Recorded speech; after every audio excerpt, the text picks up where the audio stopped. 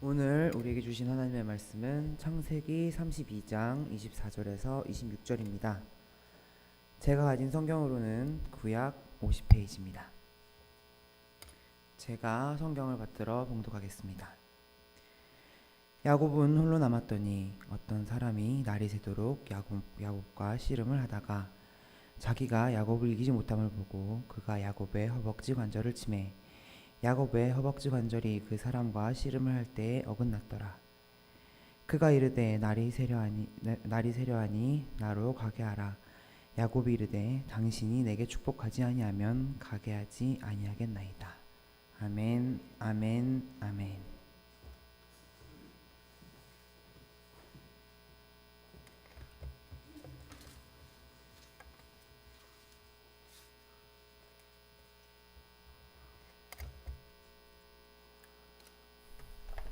할렐루야. 오늘 주일 아침 좋은 주일 아침입니다. 오늘 아침에도 하나님이 주실 우리 은혜를 사모하면서 말씀에 귀를 기울이고 주의 은혜 앞으로 나아갈 수 있기를 바랍니다. 예수를 믿으면 축복이 반드시 옵니다. 주님은 우리에게 복을 주시기를 원하세요. 그런데 축복이 오는 것은 그 방법이 있는데 우리가 낮아지고 겸손해지고 우리가 부서짐으로 옵니다. 야곱은 후손들에게 축복을 하는 사람으로 기록됩니다. 평생 아무리 잘 살아도 자기 자식과 자손들에게 축복을 하면서 살지 못하면 그건 인생을 잘못 산 거예요. 인생 말년에 자손들을 축복하는데 성경 기자는 야곱의 축복 기록을 성경 한 장을 다 할애해 가지고 기록하고 있어요. 결국 하나님은 그의 조부 아브라함에게 약속했던 축복을 야곱에게서 성취시키시고 그 성취의 방법은 철저하게 야곱이 깨어지고 부서짐을 통해서 축복이 주어지게 했습니다. 야곱이 야복 강가에서 하나님께 원했던 것이 무엇입니까? 그것은 힘이었어요. 그는 세상적인 힘을 가지고서 에서를 이겨보려고 했습니다. 그렇지만 에서 한 번도 이겨본 적이 없습니다. 평생 절망 속에서 살아야 했어요. 그가 야복 강가에서 구한 것은 정확하게 무엇을 구했는지 나오지는 않지만 한 가지 성경에 기록된 것은 이거예요. 나를 축복하여 주지 아니하면 내가 이 손을 놓지 못하겠나이다 그랬습니다. 이 말을 통해서 추측할 수 있는 것은 에서를 이길 수 있는 힘을 달라고 했을 겁니다. 그러나 주님의 응답은 야곱아, 내가 힘이 모자라서 문제가 되는 것이 아니다. 내가 힘이 모자라서 안 되는 것이 아니야. 오히려 너는 내가 가지고 있는 힘을 다 없애버려. 그 힘 다 내려놔. 그래야 하나님을 의지할 수 있다고 하면서 하나님은 야곱의 힘의 상징인, 남자의 힘의 상징인 허벅지 관절, 환두뼈 대퇴부를, 그 강한 뼈를 부서뜨리고 말았습니다. 야곱은 평생 불구자로 살았습니다. 신약의 바울 사도도 그런 경험을 했어요. 고린도서 1장 8절에서 내가 아시아에서 심한 환난을 당하여 살 소망이 끊어지고 사형 선고를 받은 것과 똑같았다 그랬어요. 하나님은 왜 이런 나에게 이런 고난과 살 소망도 끊어지고 마음에 사형 선고받는 이런 큰 고통을 안겨주셨는가? 그 다음에 말합니다. 이는 내가 나 자신을 신뢰하지 않고 오직 죽은 자 가운데서 다시 살리신 하나님을 의지하게 하려 함이라고 바울 사도가 말했습니다. 저는 개인적으로 정말 여러분들, 저는 개인적으로 우리 서울 모자이크 교회 목사로서 이 말씀, 정말 이 말씀이 이 사역의 정신이고 오늘 이 시대에 한국 교회와 한국 사회에 주신 메시지라고 믿습니다. 자기를 신뢰하지 않고 하나님을 신뢰하는 것입니다. 부서지되 철저하게 부서지고 바싹 부서지고 나는 없습니다 하는 그런 겸손함, 그런 낮아짐. 목사인 나 자신과 한국교회와 성도들이 가져야 할 마지막 사명이 저는 그거라고 생각해요. 그것 없으면 한국교회 살아날 길 없습니다. 자기를 부인하면 손해볼 수 있습니다. 자기 부인하면 눈물일 수 있어요. 때로는 미움도 받고 오해도 받을 수 있습니다. 예수 믿는다는 것 때문에 어려움을 받는다면 뭐예요? 성경은 뭐라고 말합니까? 그 사람 복이 있다고 그랬어요. 마태복음 5장 11절에 보면 여러분도 주보해 보세요. 나로 말미암아 너희를 욕하고 박해하고 거짓으로 너희를 거슬러 모든 악한 말을 할 때에는 너희에게 복이 있나니 뭐하라? 기뻐하고. 따라합시다. 기뻐하고 즐거워하라. 예수 믿으면서 누가 나를 욕하고 정말 미워하고 나를 못 살게 굴고 그럴 때 뭐하라고 그랬어요? 기뻐하고 즐거워하라. 여러분 묻고 싶습니다. 여러분 정말 누가 여러분에 대해서 수군거리고 할 때 기뻐하고 즐거워하십니까? 여러분을 정말로 미워한다면 여러분에 대해서 못 살게 하루에 전화 3번씩 걸면서 이 인간아 왜 나에게 그래? 이 인간아 왜 그렇게 예수 믿어? 그렇게 여러분을 꾸짖고 여러분을 욕한다면 기뻐하고 즐거워할 수 있겠느냐 그 말이에요. 이런 신앙의 자리로 갈 수 있기를 바랍니다. 우리는 축복과 잘 되는 것만 구했어요. 하지만 지금 너무 많이 타락했습니다. 누가 타락했어요? 우리가 타락했어요. 우리가 타락했어요.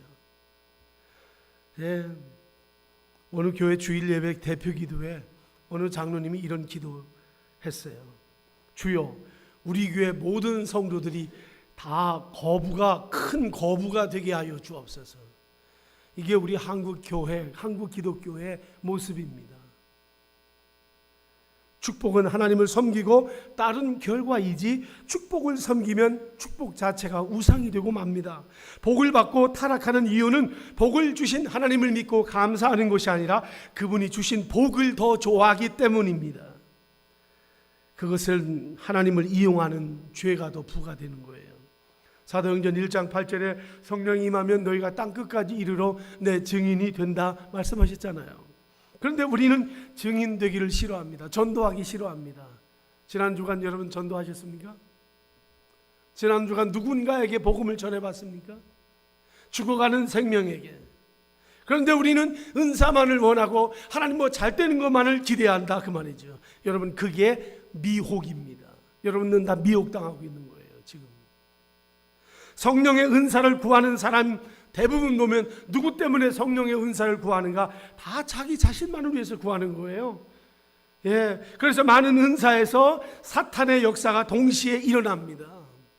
예, 십자가 앞에서는 사탄의 역사가 일어나지 못해요. 부활의 역사 앞에서는 사단이 절대로 꼼짝 못합니다. 근데 성령의 은사를 구하는 그곳에는 마귀가 동시에 역사해서 이게 성령의 역사인지 마귀의 역사인지 분간을 못하게 만들어놔요. 그래서 거기서 타락하는 거예요. 저는 다이아몬드를 구별하지 못합니다. 어떤 게 진짜고 가짜인지. 어떤 때는 가짜가 더 예쁘게 보여요. 여러분 오늘날 우리가 하나님의 귀한 것이 사탄에게 위조당하고 있다는 것을 알아요. 여러분이 받았다고 하는 은혜가, 여러분이 지금 감격하는 그 은혜가 사탄에게 위조당하고 있다는 것 우리가 기억해야 합니다. 여러분 우리가 십자가의 감격보다 더 큰 기쁨과 더 큰 감격은 없습니다. 그것보다 더 큰 것이 있다면 그건 타락의 시작입니다. 우리가 십자가의 감격보다 더 기쁜 것은 없어요. 이 땅에 사는 동안 내 죄를 위해서 죽으신 예수 그리스도의 십자가의 감격보다 더 기쁜 것은 없습니다. 아멘? 이보다 더 큰 것이 있으면 안 돼요.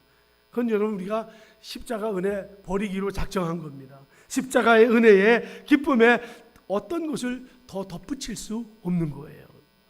무언가를 거기에 첨가시키려고 하는 것은 죄사함의 은혜를 모르고 있다는 증거입니다.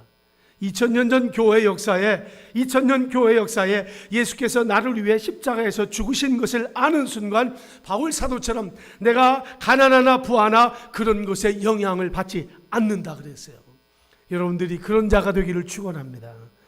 우리는 다 알아요. 어떻게 믿어야 옳은 것인지 이미 다 알고 있습니다. 근데 알면서도 안 믿어요. 다른 길로 가요. 사익길로 가는 걸 좋아해요. 알면서도 그 길 안 가죠. 가능한 편한 길, 넓은 길 가는 거죠. 부담되는 것 안 하려고 하죠. 왜 그렇게 믿으세요? 왜 그렇게? 그게 편해요? 그게 아니잖아요.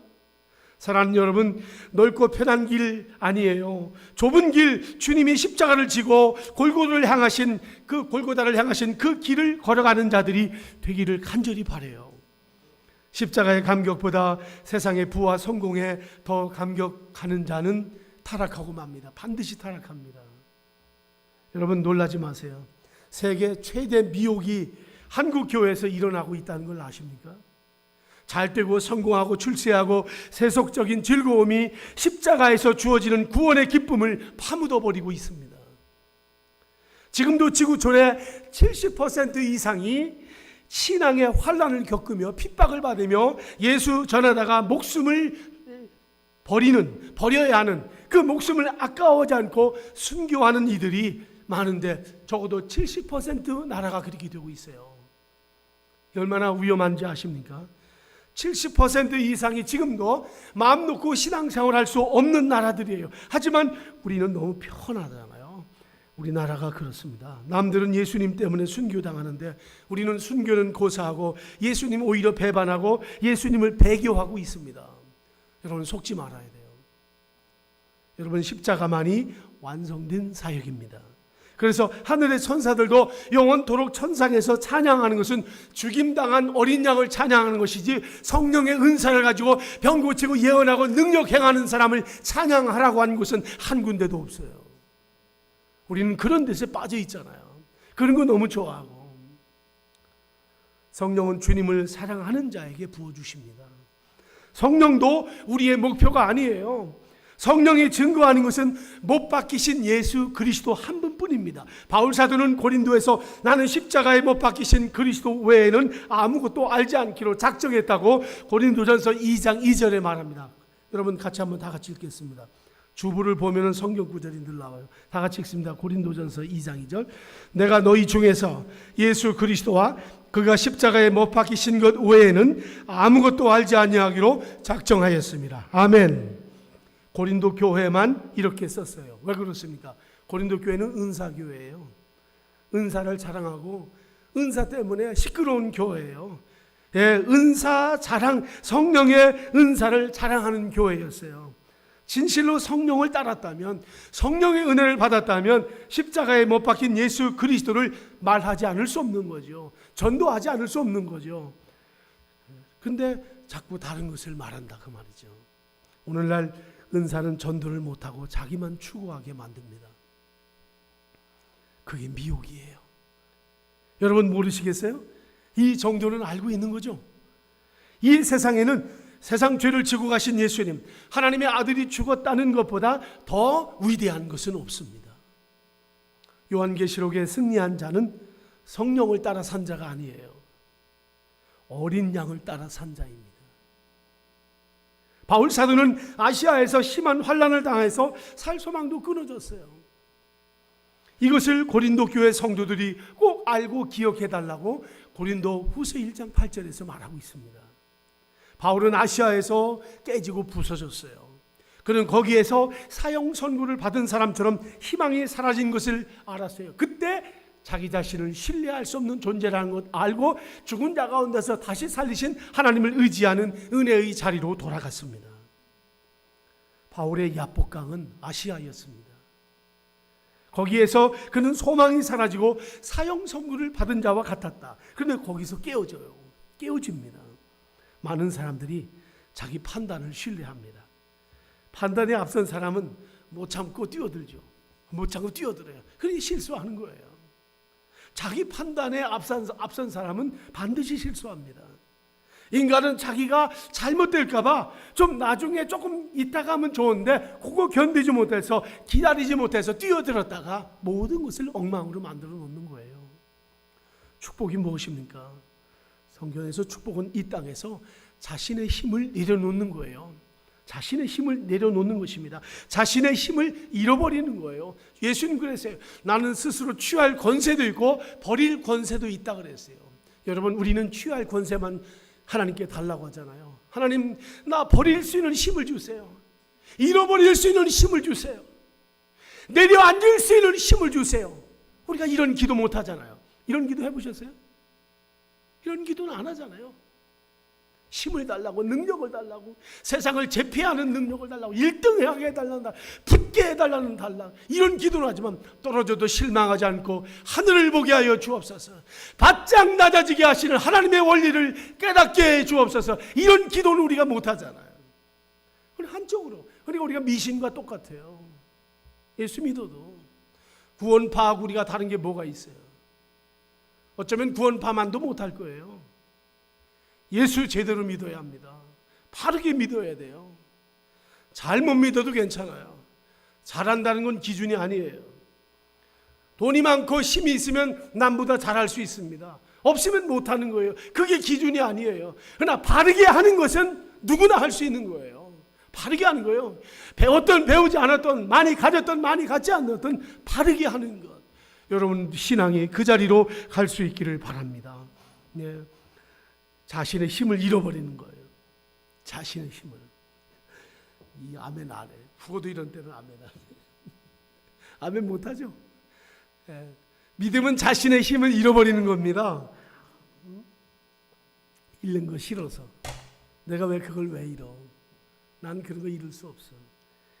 근데 살다 보니까요, 아무것도 안 해. 그거 핍박도 없고 축복만 강조하고 물질만 강조하는 한국 교회를 보면 저는 마지막 때에 기독교가 보이지 않아요.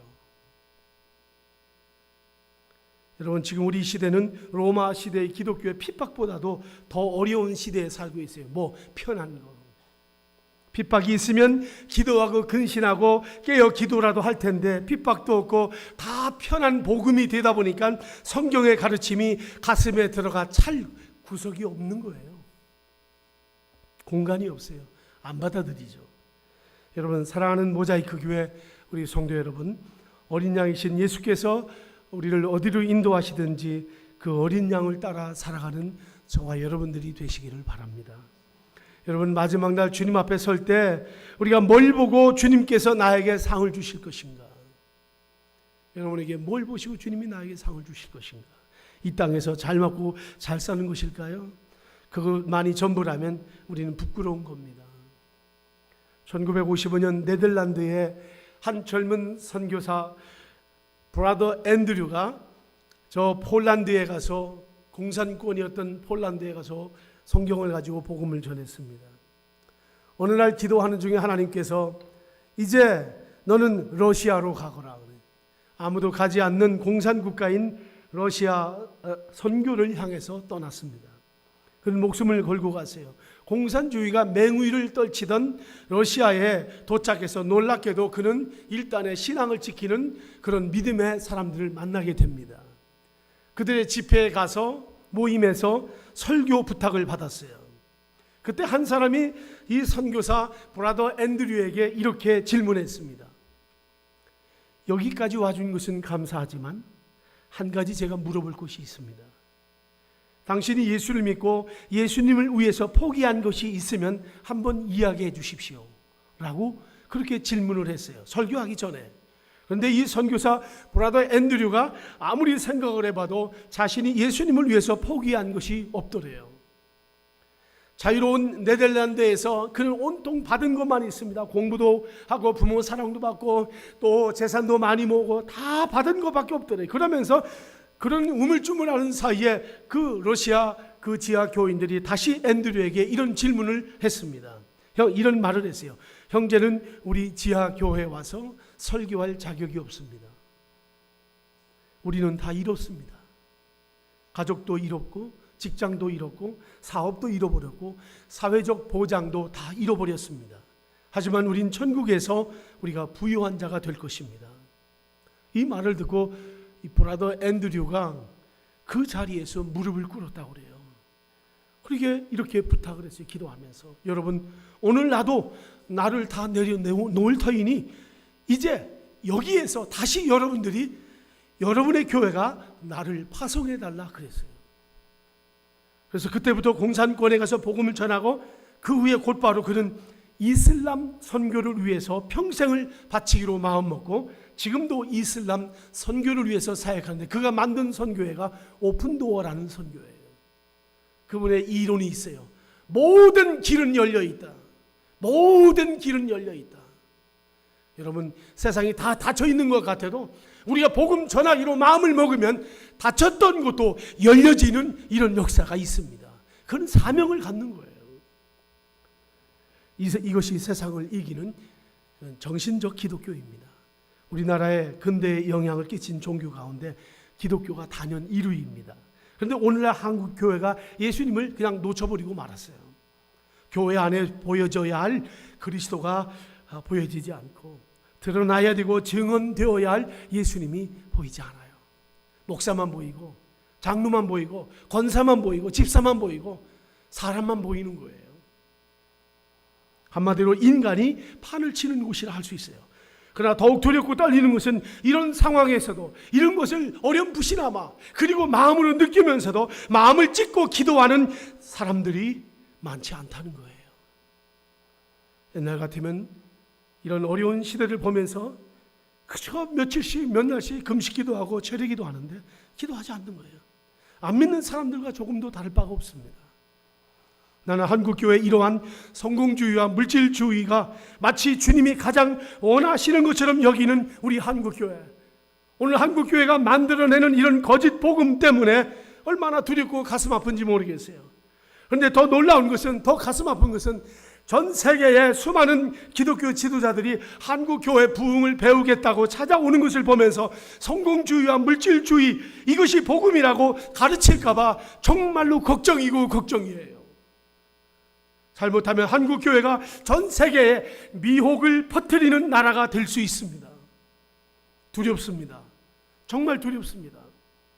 여러분, 축복이 무엇입니까? 축복은 환경의 변화가 아닙니다. 어느 날 기도했더니 내 삶이 좋아지고 내 생애가 좋아지고 모든 것이 잘 되더라. 아니에요. 오히려 야곱처럼 내 자신이 변화되는 것이 축복입니다. 야곱은 평생 동안 형편이 좋아지길 바랬어요. 아버지 집에서 좀 형편이 좋아지기를 바랐고 외삼촌 집에 가서 형편이 좋아지기를 바래. 그 형편은 뭡니까? 에서가 좀 변해졌으면, 외삼촌이 좀 더 좋아졌더라면. 하지만 하나님은 야곱이 변화되기를 원했습니다. 어떻게 우리가 변화되는가? 나 자신을 신뢰하지 않는 것입니다. 골로새서 1장 24절을 같이 한번 볼까요? 다 같이 읽겠습니다. 나는 이제 너희를 위하여 받는 괴로움을 기뻐하고 그리스도의 남은 고난을 그의 몸된 교회를 위하여 내 육체에 채우느라. 아멘. 아멘. 요즘 여러분들이 상당히 신앙적인 표현이나 반응이 너무 약해졌어요. 안 해요, 안 해요. 집에 가서 혼자 아멘 아멘 하시는지 난 모르겠는데, 성경을 읽을 때마다 아멘 아멘 아멘 하시고, 이런 말씀의 마음의 감동이면 아멘, 성령의 감동에서 뭐 억지로는 할 필요는 없지만, 그러나 말씀 앞에서는 억지가 아니라 성도의 기본 자세입니다. 아멘 할 수 있어야 돼요. 예? 주님께서 날 위해 죽으신 것을 믿고 산다면 교회에 와서도 내 것, 내 자리, 내 기쁨만을 구하지 않습니다. 여러분, 이 작은 모자이크 교회지만 여기 와서 여러분의 기쁨만을 구하지 마세요. 여러분이 하고 싶은 것만 하지 마세요. 모든 성도는 그리스도의 남은 고난을 자기 육체에 채우는 거예요. 내가 우리 교회에서 아픔을 내가 얼만큼 내 몸에 가질까? 내가 요 정도의 아픔은 내가 가져야지. 침을 한번 꿀떡 삼키고 눈을 찡그리더라도 그냥 그 가슴을, 아픔을 갖고 예수님이 아직도 남겨놓은 이 고난을 우리가 교회 안에서 갖는 거예요. 여러분, 묻고 싶습니다. 정말 주님이 날 위해 죽으신 것과 교회가 주님의 몸인 것을 믿으십니까? 예? 정말 믿으세요? 정말 믿어요? 그렇다면 여러분의 눈에 교회가 부족한 것 보면 빨리 달려들어야 돼요. 엄마가 밖에 외출했다가 돌아온 애들이 모든 걸 후질러 놨습니다. 엉망인 것 보고 가만히 있는 어머니는 한 사람도 없어요. 금방 청소하고 치우고 거기다가 밥까지 다 해서 먹여야 되잖아요. 엄마는 누구보다 가정을 사랑하고 다른 식구들이 보지 못하는 것들이 눈에 금방 띄기 때문에 그렇습니다. 우리가 예수님을 안다면 그래야 하잖아요. 주님의 몸된 교회를 바라보고 주님의 몸살을 앓고 있는 것은 아닌지, 주님의 몸이 힘든 것은 아닌지, 주님의 몸에 어떤 아픔이 있는 것은 아닌지, 내가 할 일이 무엇인지 이걸 볼 수 있어야 하고 달려들어야 합니다. 이런 자리에 이르기를 바랍니다. 예. 오늘날 수많은 설교가 행복이나 성공이나 물질 축복, 아니면 저 인기 연예인들이나 코미디언들이 하는 그런 즐거움을 주는데 너무 익숙해져 있어요. 만약 그게 진리라면 그건 다 가짜예요. 그걸 진리라고 믿는다면 가짜예요.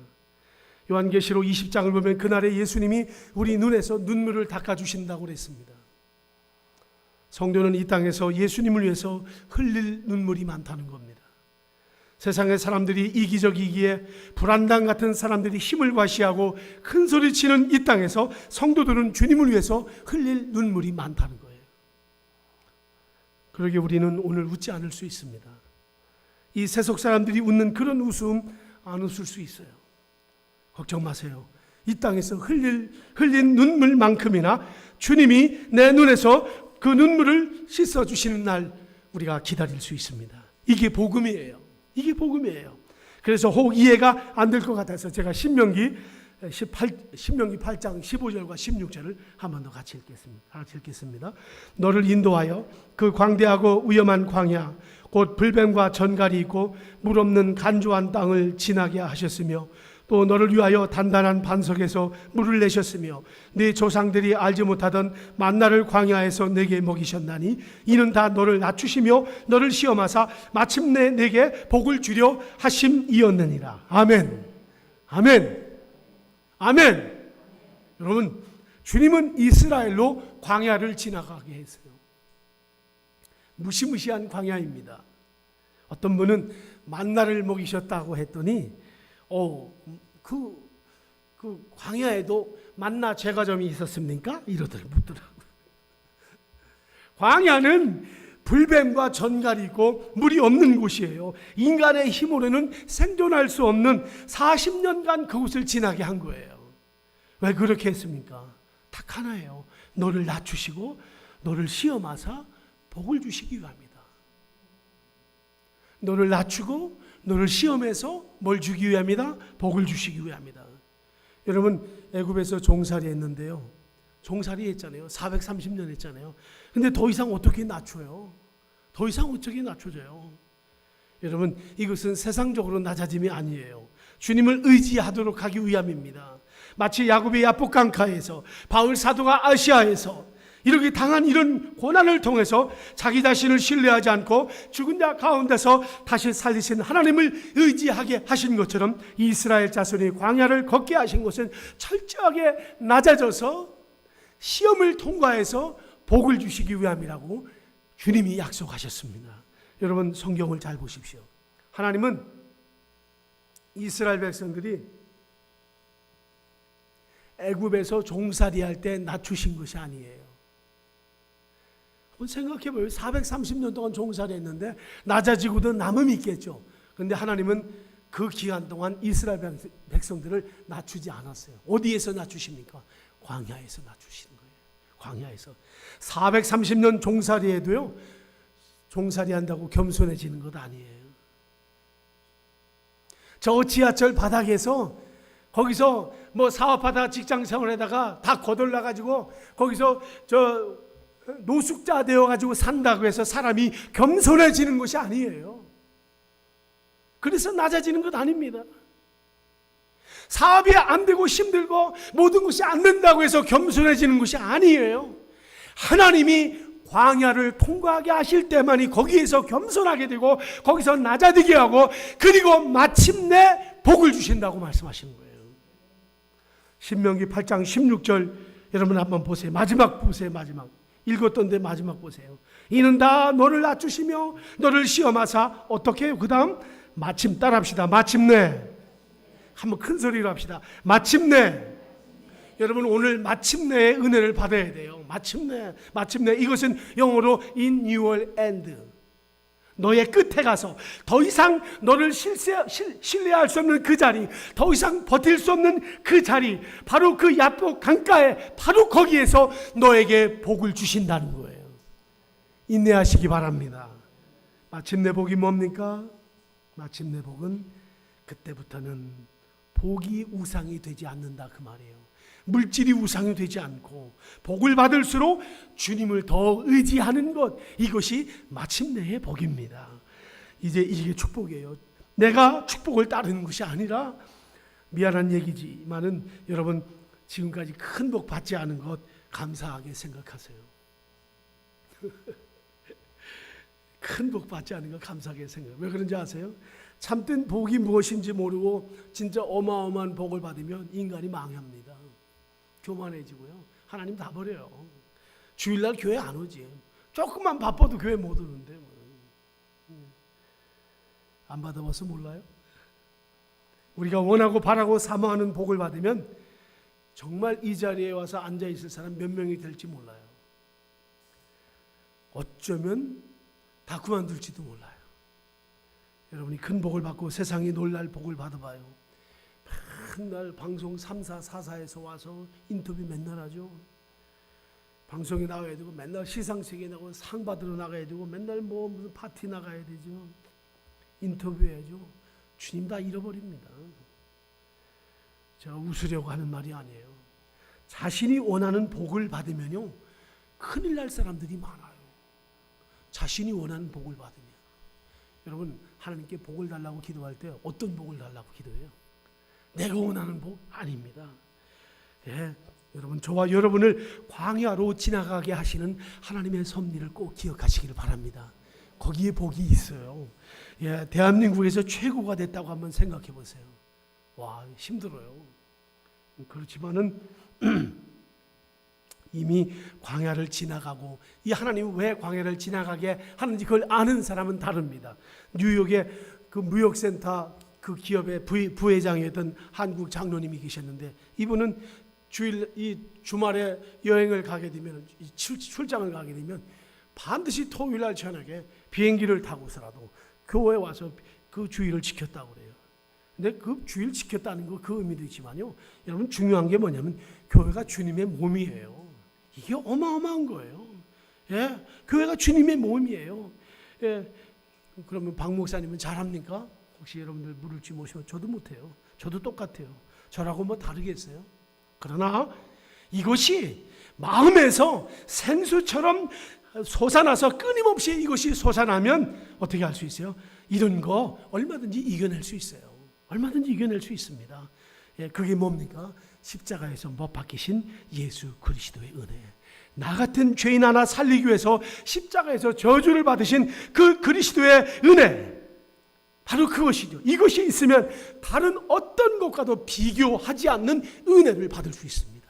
여러분, 우리가 세상에서 왜 힘든 줄 아세요? 남하고 비교하기 때문에 은혜 다 떨어지는 거예요.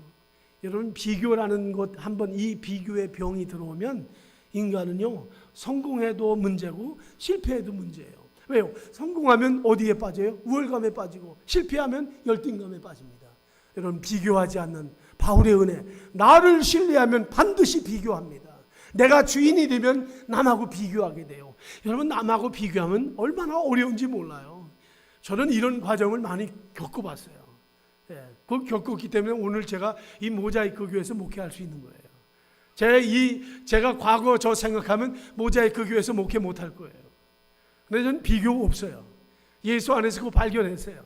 이 놀라운 은혜가 있는데 한 영혼이라도, 한 생명이라도. 예, 그래서 저는 여러분 사랑합니다. 하나님이 은혜 주셨기 때문에. 예, 말씀을 마치겠습니다. 이런 비교하지 않는 하나님의 은혜, 이런 은혜가 여러분에게 임하기를 바랍니다. 예, 우월감도 없고 열등감도 없는 것. 사시미를 좋아하는 사람은요, 이 설교 그때 이 먹는 얘기하면 안 되는데, 사시미를 좋아하면 스키다시 같은 건 잘 안 먹는데요, 진짜 사시미 좋아하는 사람은. 근데 저는 그걸 몰라. 그래서 가서 주는 걸 다 먹어가지고 진짜 사시미가 오면 배가 불러서 못 먹어요. 예. 예. 진짜 고기 좋아하는 사람은 다른 고기 안 먹는데요, 생고기 먹는데요. 생고기를 먹는데, 생고기 먹다가 한번 혼난 적이 있어서 쳐다보지도 않는데, 네, 생고기를 좋아한대요. 진짜 십자가에 못 박히신 주님의 구속의 은혜를 아는 성도는 예수님 이름만 들어도 흥분돼요. 가슴이 벅차요. 예수, 예수. 바울 사도가 목 잘려서 순교당할 때 목이 3번 튀었다고 그래요. 칠 때마다 그 몸은 떨어져 나가는데 입에서 예수, 예수, 예수 그렇게 불렀다고 그래요. 예수, 예수 이름만 들어도 행복합니다. 오늘 예배당에 와 앉아 있는 것만으로도 오늘 행복입니다. 이런 성령의 큰 감화와 감동, 예수 그리스도를 통한 은혜가 우리 모든 성도님들에게 함께하기를 바랍니다. 축원합니다. 예수를 위해서 나를 포기할 수 있는, 나를 내려놓을 수 있는 그런 자리에 서십시다. 기도하겠습니다. 주님, 진짜 기쁨이 나오게 하시고 세상 어느 것과도 비교할 수 없고 빼앗길 수 없는 기쁨으로 충만하게 하옵소서.